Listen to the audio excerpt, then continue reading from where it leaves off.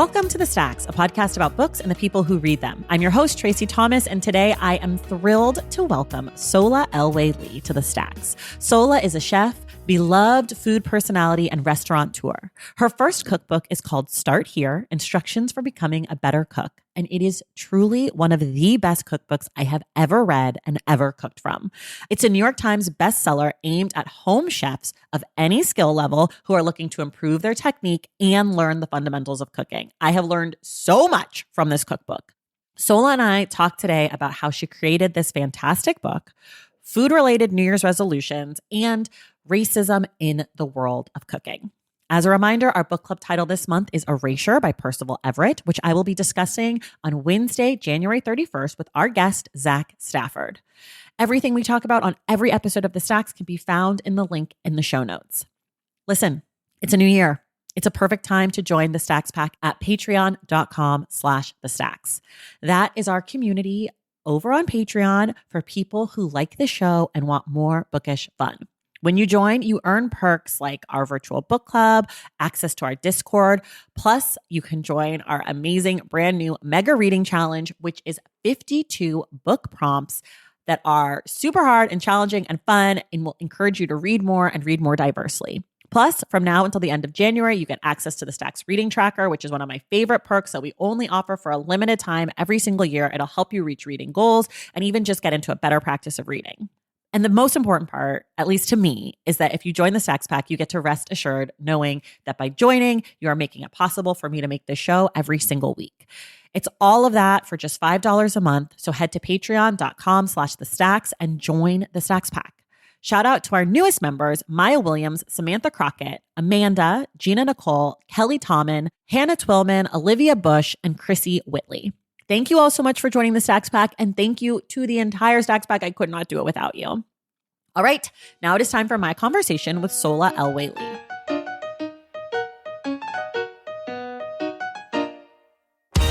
All right, everyone, I'm so excited. If you have been following me on Instagram, if you have been paying attention to me at all in the last, 3 months, you know that I read a cookbook in 2023 that I am obsessed with. It is by Sohla El-Waylly. It's called Start Here. And of course, because I love it so much, I had to bring Sohla onto the Stacks. So Sohla, welcome to the Stacks. Thanks for having me. And wow, there's so many tabs. There's so many tabs. You've actually read the book. Oh, not only did I read the book, I read the book cover to cover. Then I went back. I just read it like a book. I was like, let me just read it.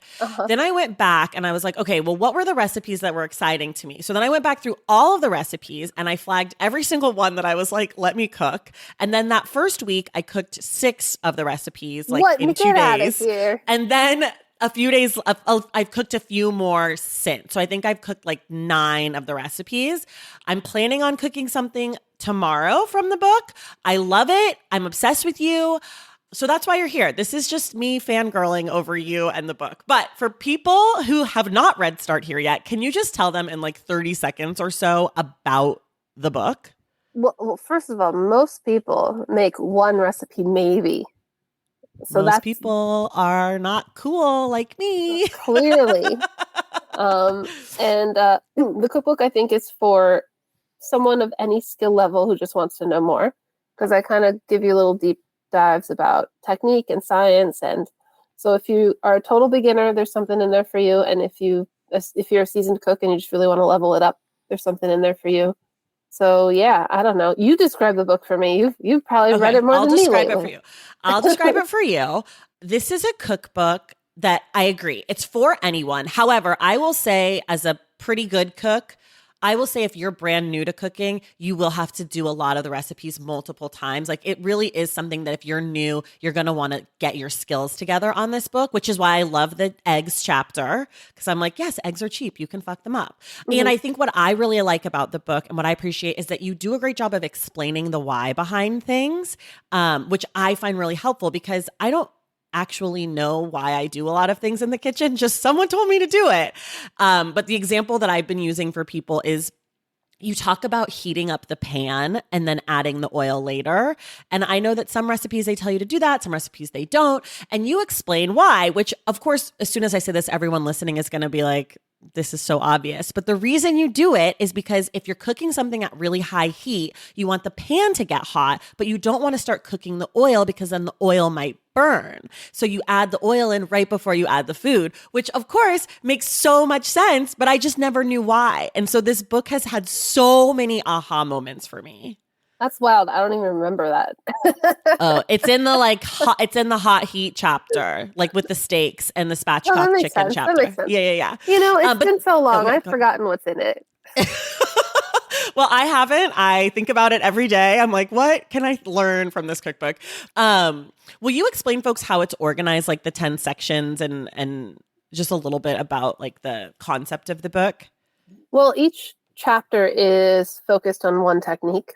And at the top of the chapter, it gives you like all the information you need to know about the technique before we head into the recipes. And the recipes are really there to help you learn the technique. I mean, of course, they are just recipes too. If you don't want to get into like the nerdy stuff, you can just pick out something to make for dinner. But you can also work your way through the recipes. They go in order from easy to hard. And then the idea is if you go through that whole chapter, if you work through all those recipes, you're going to be a pro at that skill. And then you won't need recipes anymore. And I will be out of a job. I don't believe that second part because I read Salt, Fat, Acid, Heat. We did it on this podcast for our book club. And I was like, I don't need recipes anymore. I've learned everything. And now I just get like attached to the recipe. Like, even though I know how to make food and like I cook a lot and I know what to do, I'm still like, oh, I only have 3/4 of an onion. Like this recipe is ruined. I have to go to the store to get 1/4 of an onion. So I'm one of those people. I like to be told what to do. I think it's because I started cooking baking. And baking, you have to follow a recipe. And I learned as a child that you have to do that. And so I'm like, a recipe it's not a suggestion. It is a like treasure map. And if you do go off the path, it's over. No, that is true with baking. And I'm really glad you follow the recipe because you have no idea the kind of comments I get on some baking recipes. If you are going to like make a baking recipe and you're going to like change the flour for almond flour, cut the sugar in half, add raisins, you're not allowed to leave a review. There should be like a before you write a review, they should make you go through a questionnaire and be like, how much did you change this recipe? You are not allowed to complain. I am not responsible for the outcome of your pound cake that you didn't put butter in. Yeah. My brother does not bake, but he likes a snickerdoodle. That's like the one thing he really likes. And one year he and his wife, they went to make snickerdoodles and she was like, oh, will you help me? And he like did it and they came out really flat. And she's like, what happened? We followed the recipe exactly. And he was like, oh, well, I mean, like I did like a cup, but like I didn't like flat, like he like didn't know to like flatten it out or like any. So it came out like all messed up. They tasted fine, but they were pancake size. They were like really flat and like wide.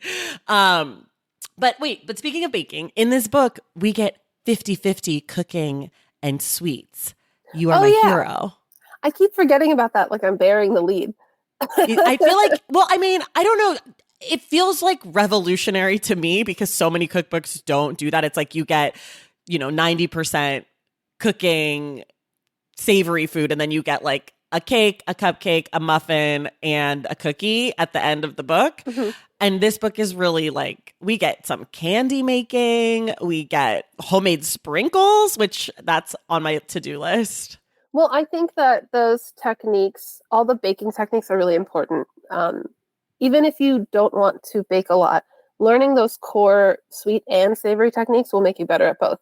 Like you may not ever make brittle or caramel for a dessert, but it is a fantastic technique to have in your back pocket for savory food.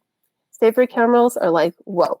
So I want people to focus on all of these techniques. They all deserve respect, and you should be able to walk into a kitchen and do everything. I don't like this like divide of I'm a dessert person, I'm a savory person. We can just let go of the binary. Huh? Yeah.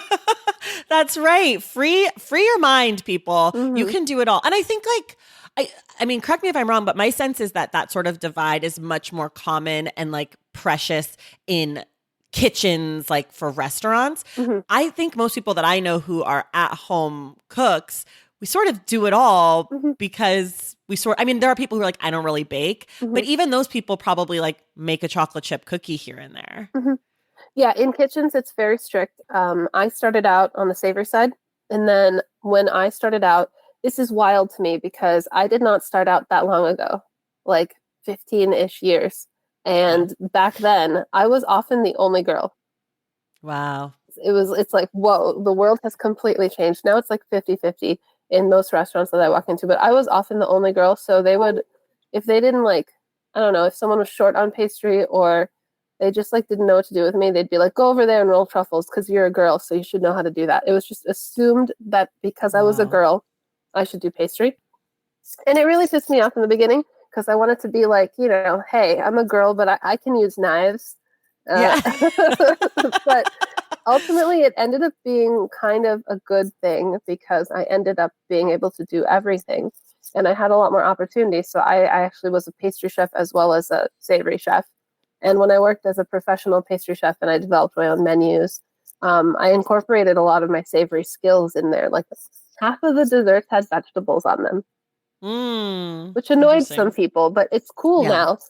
It's not cool to me. I'm an aggressively anti-vegetable person. I eat a vegetable, but I don't love a vegetable. Like it's just not in my heart. Though the carrot recipe, the like charred carrots on the like yogurt or whatever, that's going to happen for me. That one's really that good. looks delicious. That looks really delicious. And wait, how do you feel about potatoes? I love a potato. I don't consider a potato a vegetable. I know that that's a kind of a self-serving take, but I really like potatoes, and so I don't think of them as vegetables. It's a good like gateway vegetable. Yeah. And like a lot of the things that you do to potatoes, like roast them and mash them, you can also do to other vegetables. So like maybe try it with a potato first, and then when you're feeling adventurous, I don't know, bust out a turnip, cauliflower. Whoa. Not a turnip. That was really a hard turn for me. That's like on the bottom of my list. I feel like for vegetables, potatoes are the top. One of my favorite vegetables though is bok choy, and I did make your spatchcocked chicken with the potatoes, and I did the bok choy to do the schmaltzy. Oh, nice. Yeah. Delicious. I was so proud of myself. I literally kept going into my refrigerator, opening the refrigerator and being like, look at my dry brining chicken. Like I was like, look at it. It's getting so taut. Look at all that liquid coming out. It's just taut and amazing. And then I like cooked it and I kept like showing my kids. I was like, do you want to see our chicken? Look at mommy's chicken. Mommy's chicken. I was so proud of myself. Wait, I gotta ask though, was that recipe, did that feel too difficult, like flipping the chicken over? No, okay. Do people think it's hard? Well, I mean, it's a little scary because it's hot oil, you know? Yeah. Well, I was thinking about it recently. I made all these recipes like 3 years ago, so it's like really my recipe writing has evolved. So I was looking at it recently, and I was like, I think I can make this easier because it is a lot. You got to have 2 cast iron skillets. You got to flip hot oil. You need to have tongs. So I like wonder if you feel like the payoff was there.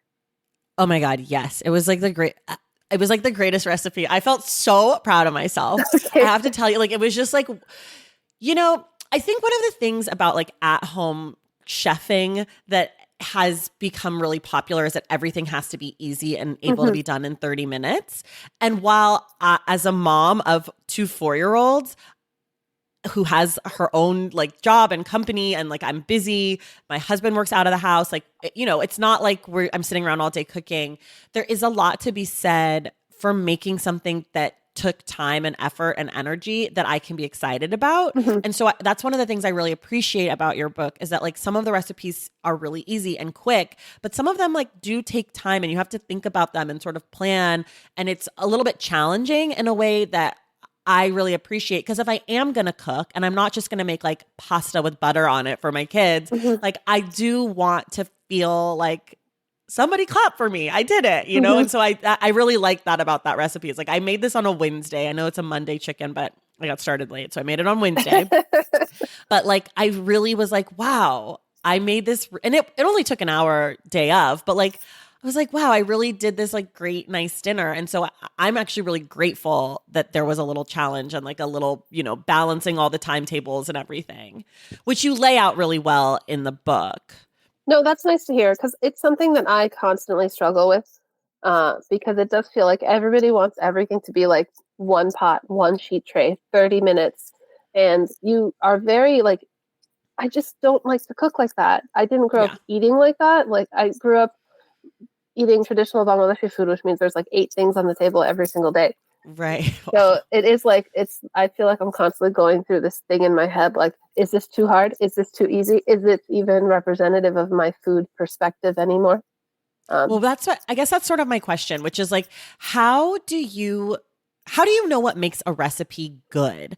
Like, what are you looking to know when your recipes are done? And do you ever pull something back because it's too hard or you're using too many dishes or like people will be frustrated? Or do you ever feel like, you take out an ingredient and this isn't going to be as good, but mhm, like people won't hate me as much if mhm. I take this like difficult step out? So how do you balance that?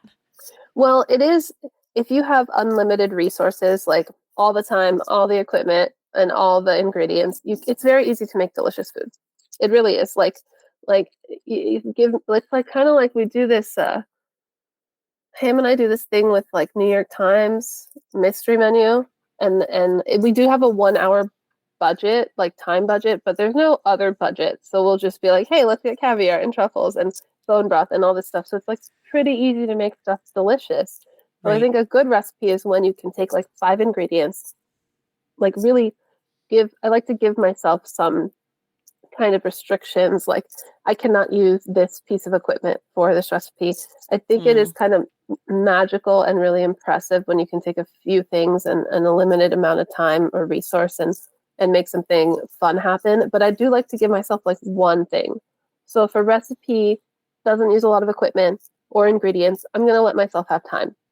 So okay. that's kind of the deal with the lemony potatoes. I think that's a fantastic recipe.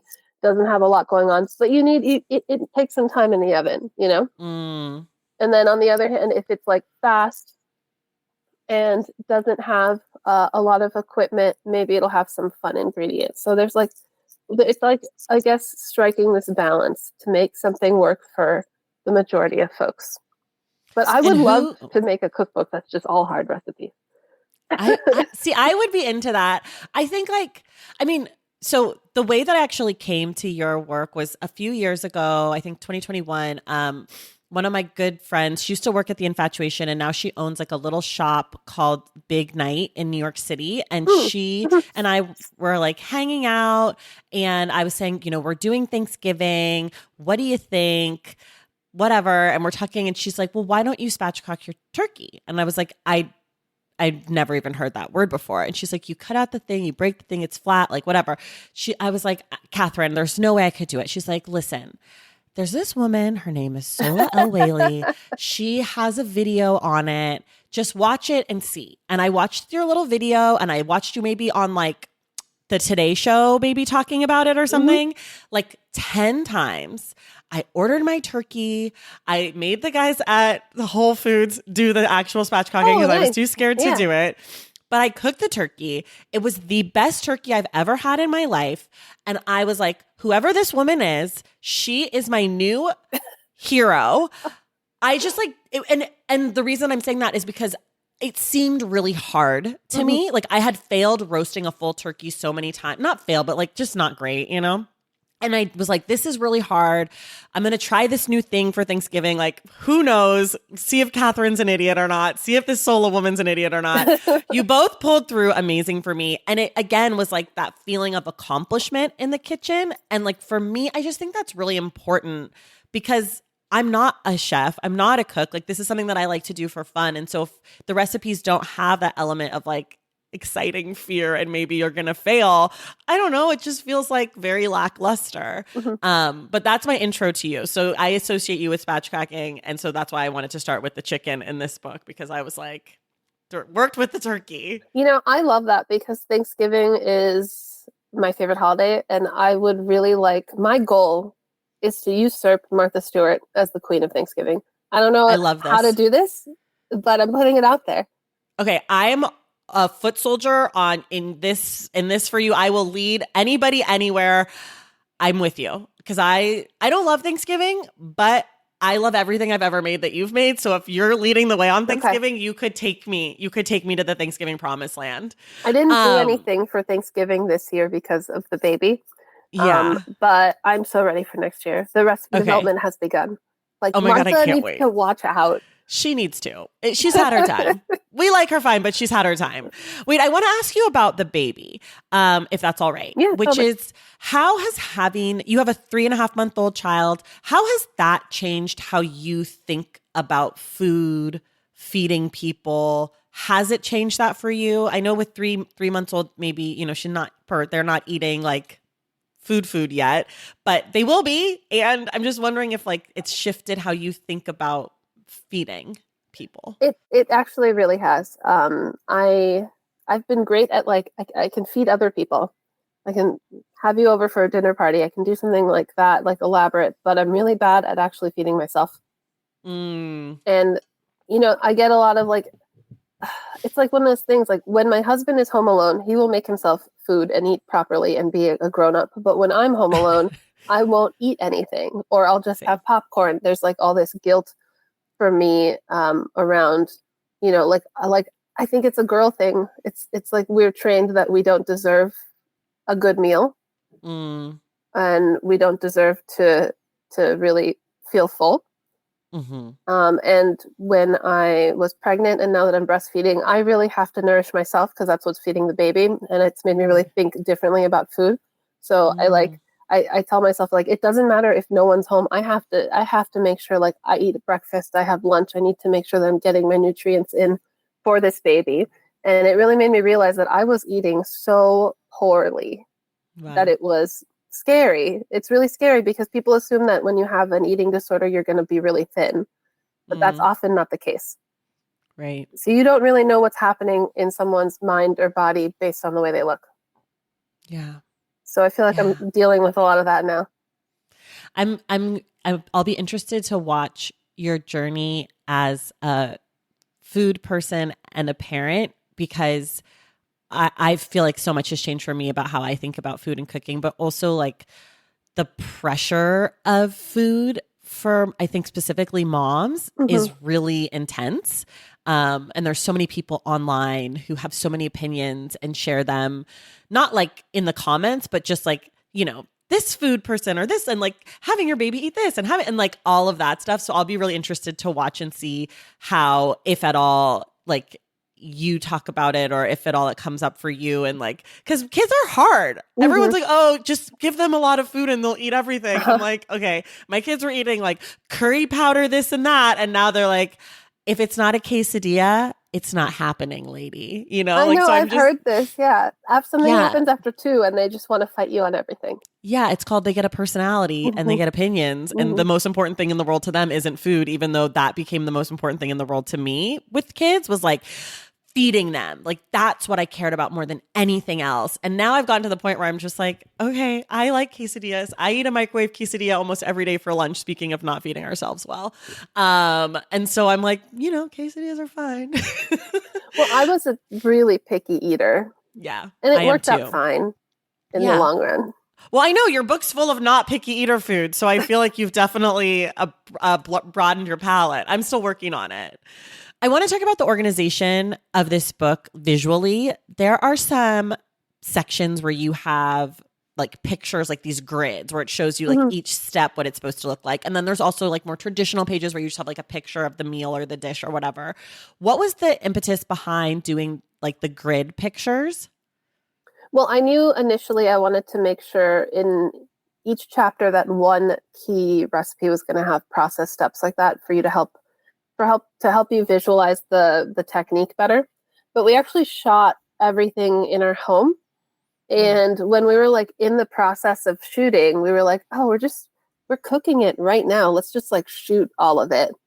And in my Mhm. mind, I was like, yeah, okay, yeah, we'll just stick a camera on it, shoot all of it, no big deal. And I didn't realize how that was going to exponentially become more difficult down the line in the production of the book. So, like, Oh. we actually ended up shooting, I don't remember the exact number, but it was well over 10,000 photos. Wow. And then that meant we had to go through 10,000 photos and make selects. And then it ended up being few thousand in the book. that then had to get placed in the proper like order and edited and cropped and all this stuff. So it Right. like really, really got away from me. But I think it really helps because I'm someone that I really struggle with like understanding what a recipe often says. Like Yeah. how brown should this look? How much should this cook down? So like I wanted to make sure and capture those key moments with photos so that you can be like, oh, when she says char, she means char. So you can Yeah. like know you're on the right track. I often get like pictures from friends who are cooking and think they've messed up. And one of the main places where people think they've messed up is people often think that they've burnt something. And I'm like, Mhm. no, that is a perfect sear. Yeah, I think the pictures helped so much. I can't remember which recipe it was. Maybe it was the brown butter banana bread. Maybe Mhm. I can't remember, but there was some recipe where I was like cooking it, and I was reading the recipe and I read it like 4 times, and I was like, I feel like I don't understand what I'm supposed to do. And then I turned the page and I was like, oh, here we are. Thank you. Because like sometimes the way that things are described in the kitchen, it's sort of like describing music. It's like Mhm. it's hard to do because music is something you hear and food is something you taste and you smell. So like when you give a written cue for something, it just doesn't always translate for at least for me all the time. And so having the pictures like, oh, this is another hint about like being on the right track. Mhm. Also, it's just beautiful. Like the book is so gorgeous. I like it's like such a document of like the kitchen to me, which I really love.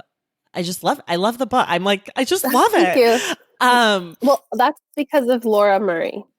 She that's who was that she your designer, she was the photographer. photographer? And she's an amazing photographer. So really everything we put in front of her, we didn't really do any food styling, and all of the Wow. stuff that we used was our own equipment.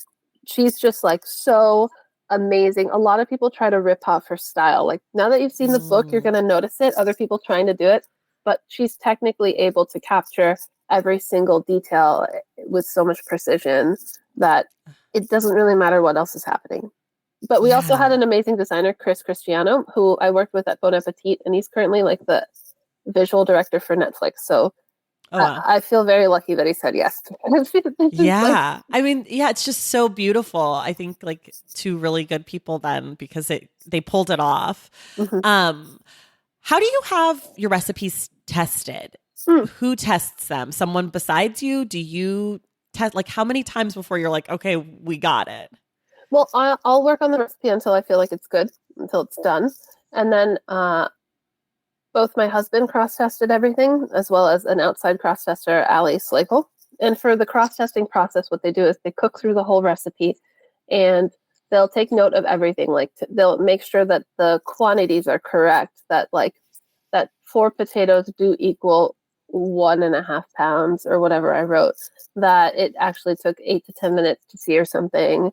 They also will make sure that it reads well, that it makes sense, that they understand it. And then Ham also, so Ham is my husband, and he's a really good chef. So he's like maybe too good to be a cross tester because Uh-huh. everything is easy for him. So like I'll say that a recipe takes 45 minutes and he's done in 10 minutes. So he didn't really Oh. cross test for that, but he was more helpful in helping me like make sure that the flavors worked. And then Ali Mm. Slagle, she's a freelancer who does a lot of recipes for New York Times, and she has a cookbook called I Dream of Dinner. She has Substack. Okay. It's great. But she more represents the home cook because she likes to do really simple, efficient recipes. So she was the one who Okay. was telling me this is too many bowls, Oh, or interesting. I don't want to wash a rack. So it was really great having those two perspectives to make I sure love things that. were working. And it was really fun having Ali test as well because she doesn't have as much baking experience. So this was like her first layer cake and Oh. her first time making pie, and it all worked out so great. So that gives me hope that it will work out in other folks' kitchen. I'm intimidated by the layer cake. I got to be honest. I haven't quite gotten the courage. I thought I was going to do it this week. My kid's birthday is this week as we're recording. And I just decided I can't do it. I'm not ready. I need time. Start with We're the banana recording bread. this the week of Chris. I've done the banana bread twice. Don't worry. Okay, I good. love it. Okay. It's So you know how to delicious. cream. You've got the creaming I know technique down. how to do it. I feel intimidated because your cakes are gorgeous. I'm just so stressed about it. Yours will be too. Okay, well, I'm going to send you I'm going to be harassing you. I'm going to be like, look what happened. Wait, let's take a quick break and we'll be right back. Valentine's Day is upon us, and I've got love on the brain. Love for books, duh, of course. Hello. Did you forget what podcast you're listening to? I love bringing you all great reads, exclusive author interviews, and behind the scenes book gossip. But I can only do that with your support over on Patreon and Substack. Our Stacks Patreon community, also known as the Stacks Pack, is where you can go for book club meetups, a private, very active Discord, and a year-long mega reading challenge to help you achieve all your reading goals. Plus, you also get that monthly bonus episode. Now, over on the Substack, you can subscribe to my newsletter, Unstacked, where I keep the book conversations going. I also give you a healthy dose of sports and pop culture, definitely some hot takes happening over there. And again, that bonus episode. If you don't have a few dollars to spare, don't worry. There are free options on the Substack and the Patreon to get you a little extra Stacks magic. Making this podcast is a total team effort, and by supporting my Patreon and my Substack, you allow me to support my amazing team that makes the show possible every single week. So if you or your friends are looking to meet other book lovers and support this indie podcast, come hang out with me on Patreon, Substack, or both.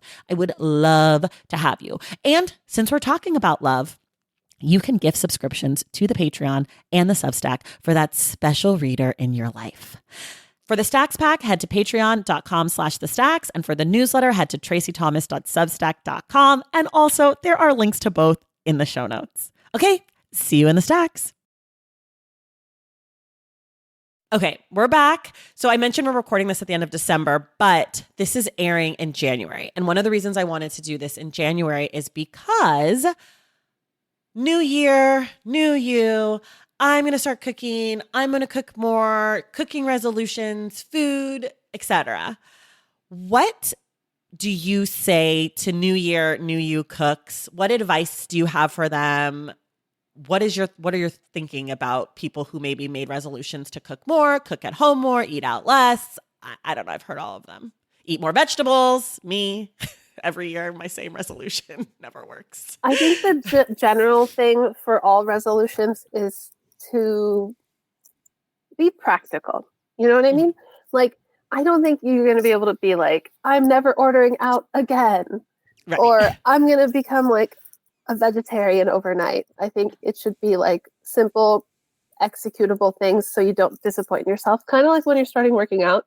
You know, yeah. I always make a mistake where I'm like, I'm going to work out every day. And like this time I'm like, I'm going to work out 3 times a week. And I've been able to maintain that. Yes. So yes. I would say maybe try and make a deal with yourself to like cook on Sundays. Like if you never cook at all, maybe like try once a week. Or if you don't really like vegetables, pick one vegetable that you're going to get to know. Maybe one a month. Maybe like this is the month of broccoli. Okay, I like this idea for me. Yeah.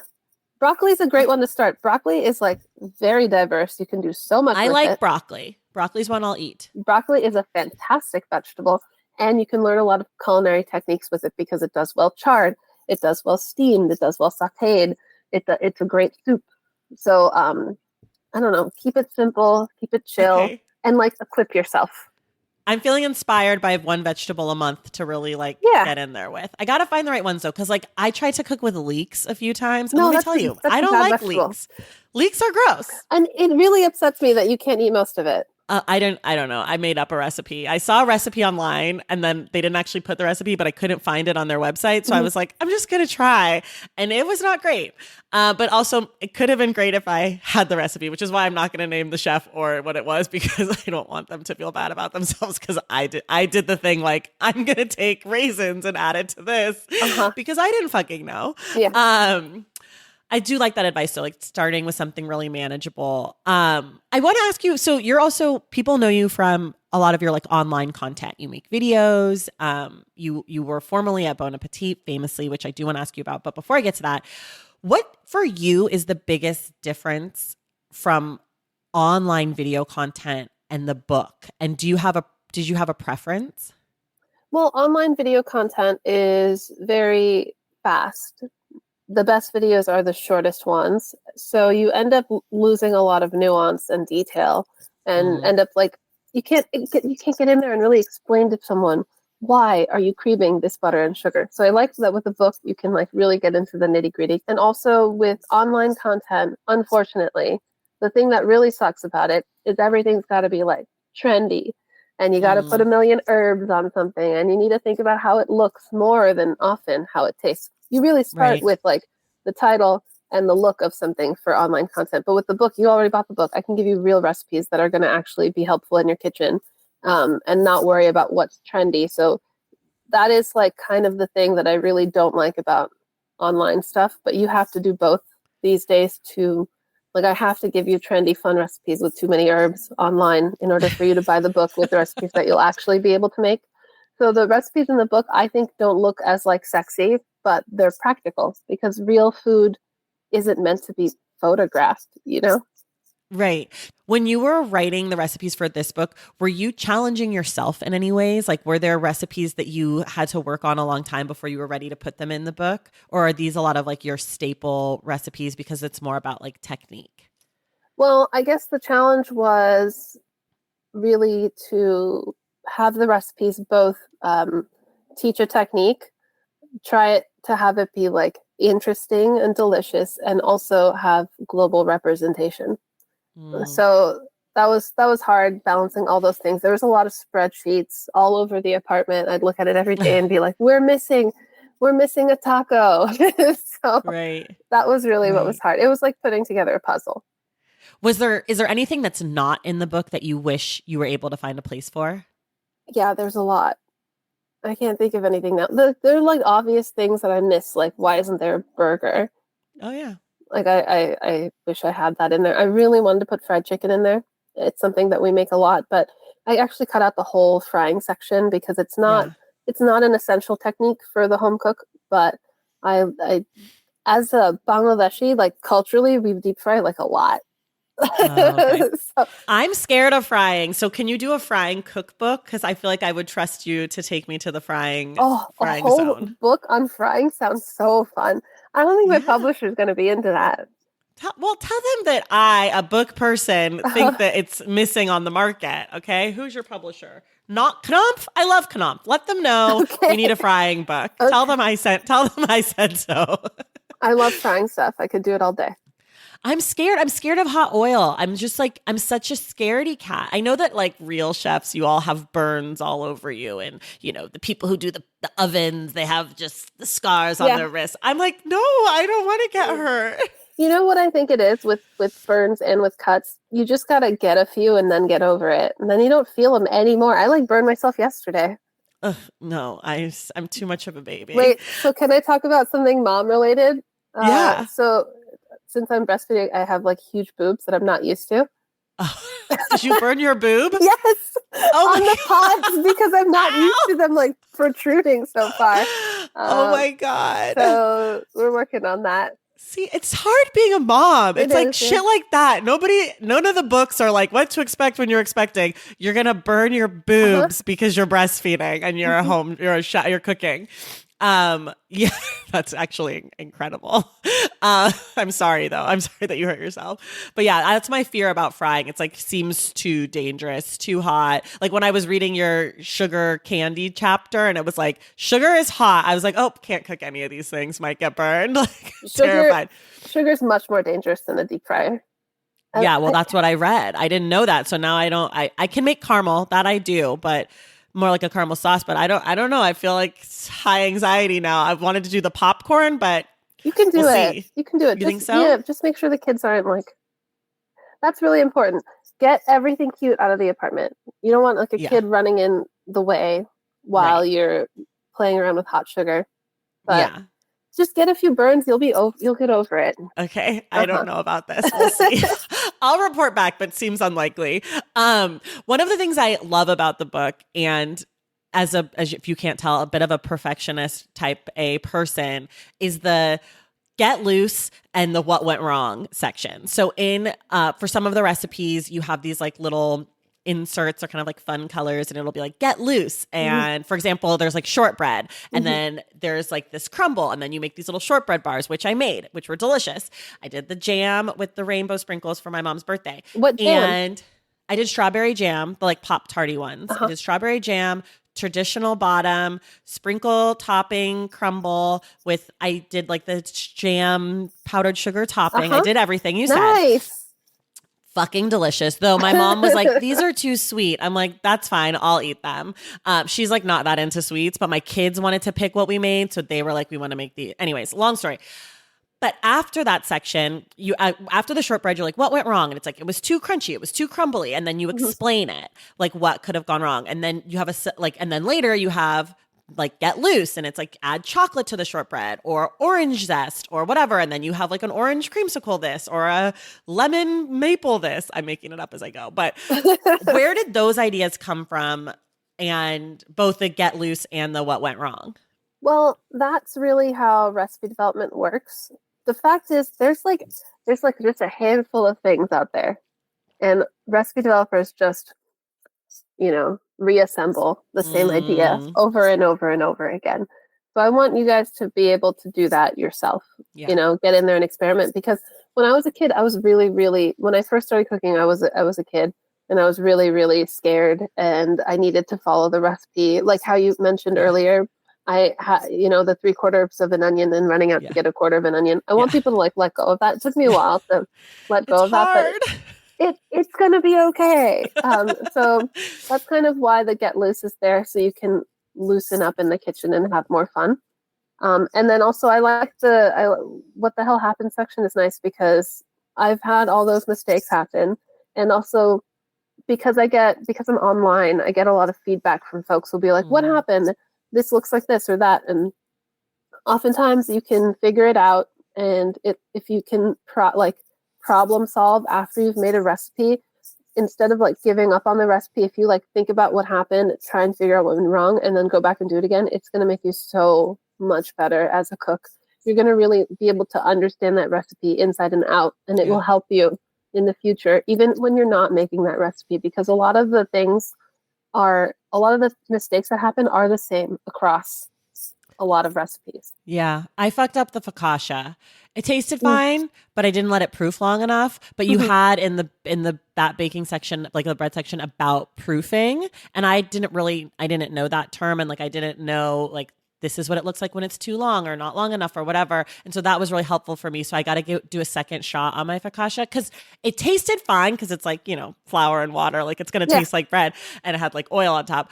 And it looked great on the outside, but it was too dense on the inside. So that I think means I underproofed it and needed more time to get like airy and bubbly. But I wouldn't have known that. I would have just been like, oh, this focaccia recipe is weird. It's like not that good. But because you sort of explained it really helped me. And it also, again, like challenged me to be like, okay, I want to do this again. I want to get it right. Like I really want to get this right.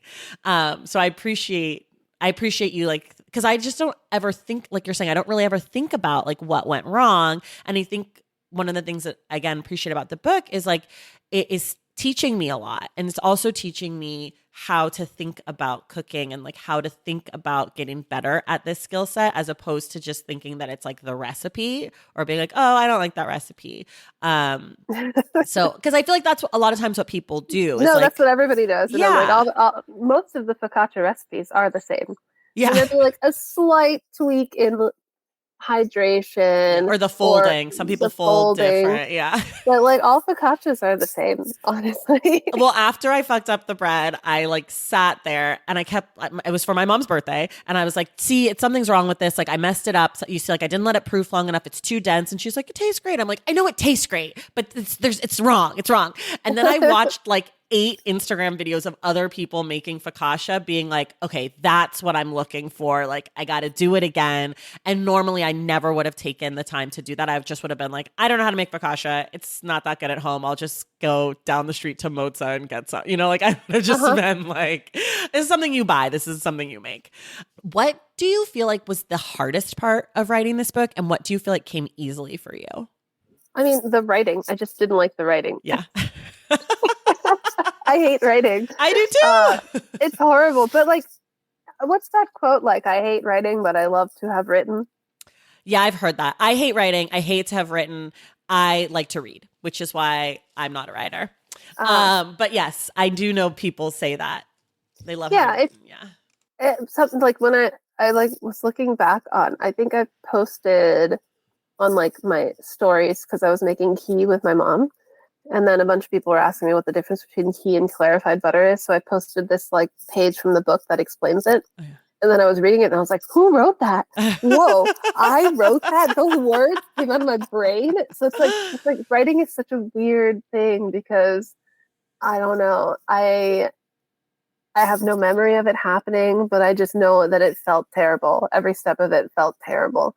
Yeah. It sucks. But it's like it's a dumb job to complain about because Yeah. I'm at home, I'm in the comfort of my home with the computer. It's really pretty easy in a lot of aspects, but I'm not someone who really likes to work alone, and writing is a very solitary thing. Yeah. I also don't like to really think too much. Like, I don't like to be in my head. It's like not a good place to be. I see. There's so much darkness there. I'd rather be cooking. I found the cooking part easier. The cooking part's easy. Mm-hmm. So then how did you write? How many hours a day? How often? Do you have music or not? Are you at home? Are there snacks? Are there beverages? Are there rituals? Sort of set the scene. Well, so the first year, I didn't do anything but outlines. Wait, how many years did this take you? 3. Okay. So the first year you just outlined. Lots of outlines and a lot of spreadsheets and like a lot of things on the wall. And I would walk by it constantly and be like, just like stare at stuff, and a lot of phone calls with my editor. And I just did a lot of research. Like I would just like spend a week reading all about butter. You know what I mean? Yeah. That part was fun. Like the hanging out and reading part, like that's pretty cool to have your job be like nerding out about pizza or whatever. Right. So I just did a ton of reading and then made really detailed outlines. And then I did the recipes in about 3 months. But I had like detailed, like I had written all the recipes beforehand. I wrote all the recipes during that year, but then I didn't actually go cook them until the time pressures really started hitting me. Right. And then the recipe development happened pretty quickly. And then we had to go right into the photo shoot. Got it. Because I had all these other video shoots happening. So it kind of forced me to get my act together.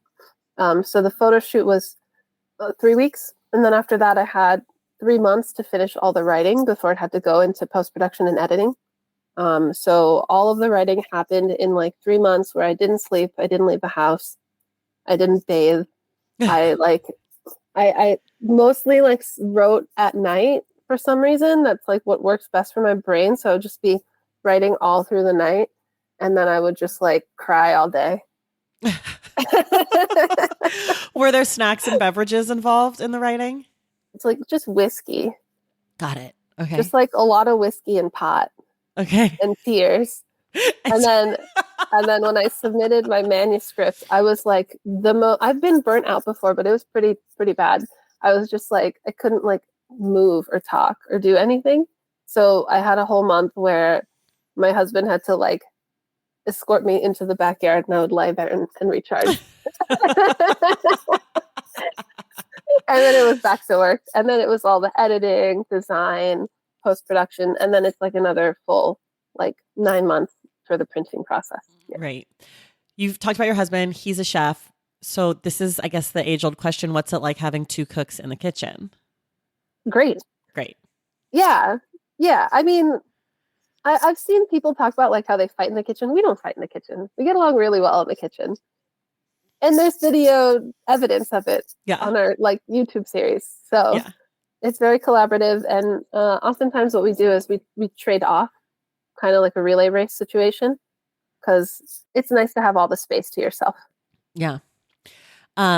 I mentioned this a little bit earlier, but famously in 2020, you talked about BA's test kitchen and like racism and inequality, and people can go back and read about that and talk about that if they're interested and they're not familiar. But what I'm wondering about is almost 4 years later, what are you seeing in American kitchens? Have you noticed a lasting change? Do you feel like things have returned to what they were in 2020 and before?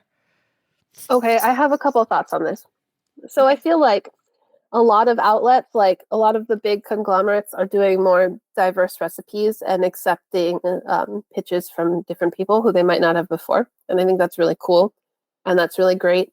Um, and I love seeing, like, now if New York Times wants a recipe for like an Argentinian stew, they'll actually get an Argentinian recipe developer, which wasn't the case for a very long Right. time.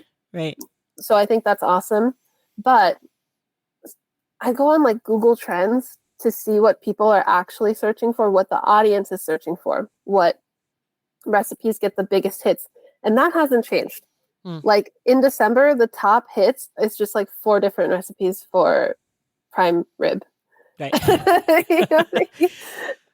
So I think we're all going to get there. It's going to take a minute. It's great that like these new cultures and voices are getting more opportunities, but the audience still just wants prime rib. Right. So it'll take a little bit of time. Okay, so let me ask you this, because I think you talked about this with Sam Sanders years ago, who's a pal and a friend of the show and who I adore.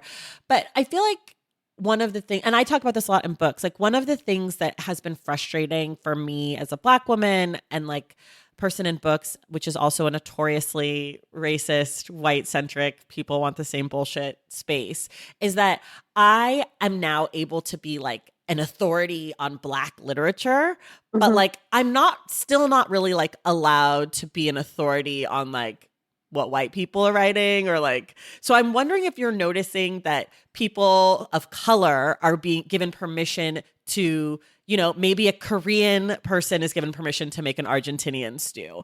And like that there's actually opportunity for cross-national recipe.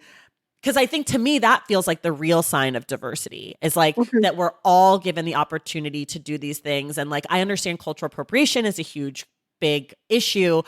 But I also think that if it's done well, you know, there shouldn't be limits on who can cook what if it's done from a place of like acknowledgement and also, you know, accreditation and respect, and not being like this Argentinian stew is actually now called like festive stew, you know, like, or whatever. So I'm wondering what you're seeing, if anything, kind of in that world.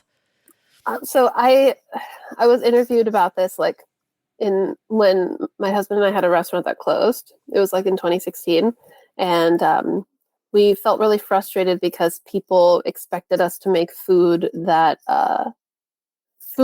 seemed like it was from our culture. People don't really know where we're from. You know, they just guess. She looks Indian. He looks Mexican. Yeah. They don't know.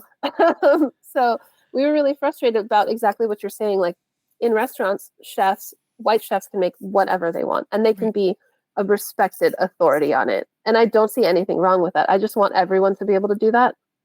Like I worked for Pak Pak a while back, which is an amazing Northern Thai restaurant that was operated by a white guy, and it was incredible, and he was so respectful about the way he presented all those foods. I don't think it was cultural appropriation at all. He even didn't call himself a chef. He just said he considered himself a translator, you know, of these traditional dishes. But I do want to see everyone being able to do that, and I'm trying like really hard. That's why there's so much different food in my cookbook, but I don't see the audience being accepting of that quite yet. And especially when you're starting out, oftentimes the best way you can get a byline is to just like, hey, I'm Bolivian, here's a Bolivian dish. Unfortunately, that is still like the easiest way to get in, and I wish it wasn't, and I don't know if we're making progress there. But I'm trying like personally with what I'm doing. And I do get a lot of flack sometimes. People will yell at me and be like, why is a Bangladeshi making an Indian dish? And it's like, guys.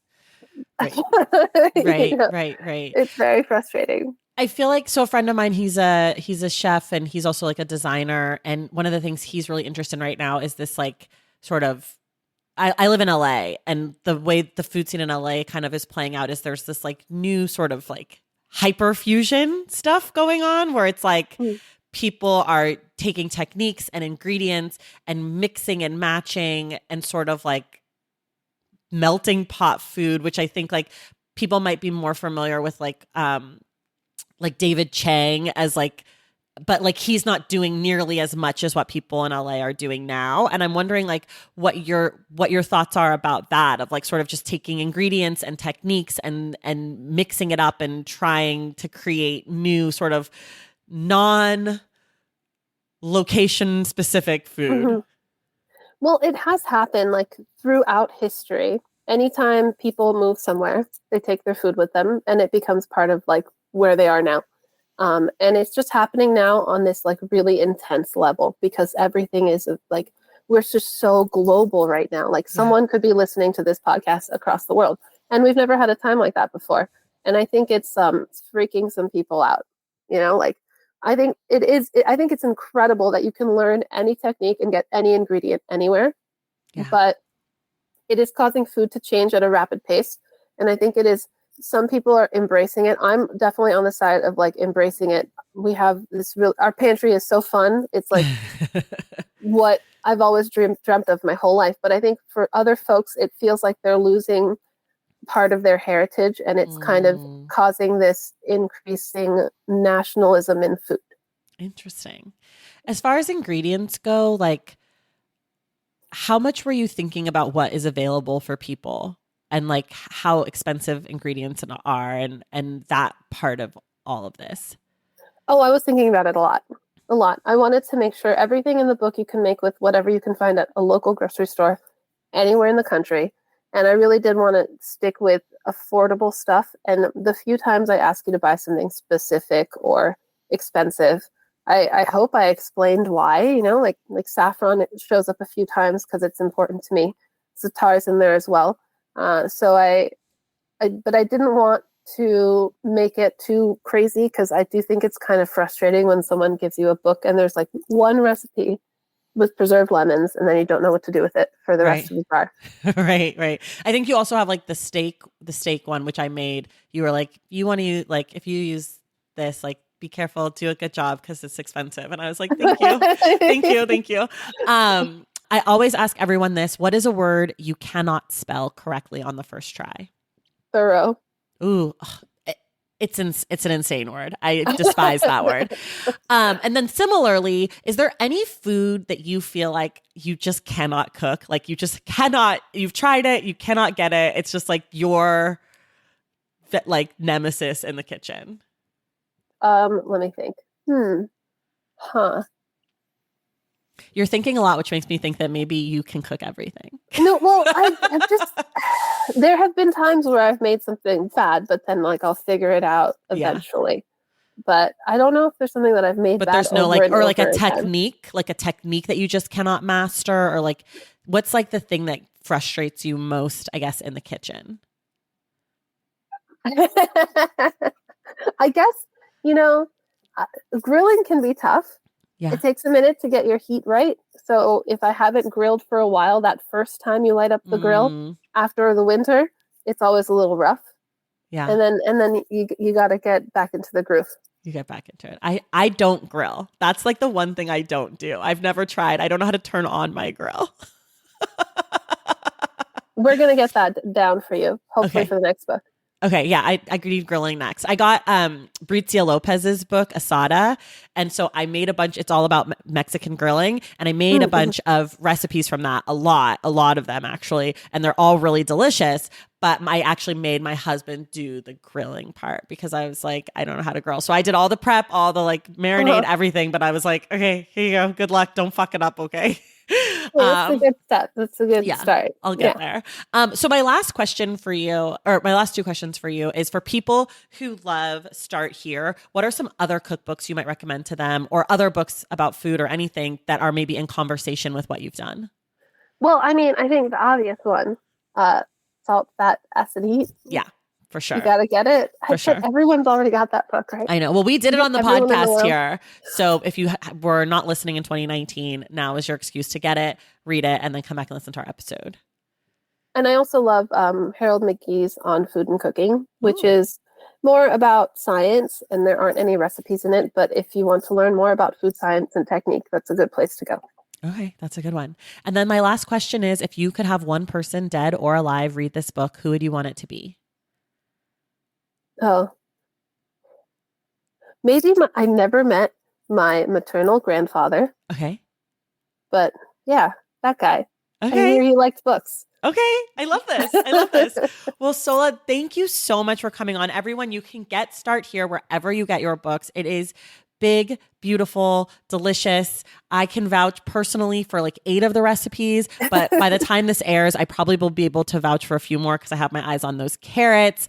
I'm going to do the cake eventually. I'm doing the everything cookies later this week for my kid's birthday at school.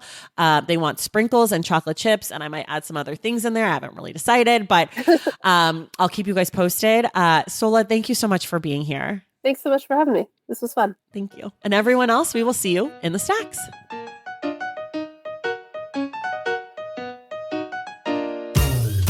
All right, y'all, that does it for us today. Thank you so much for listening. And thank you again to Sohla El-Waylly for joining the show.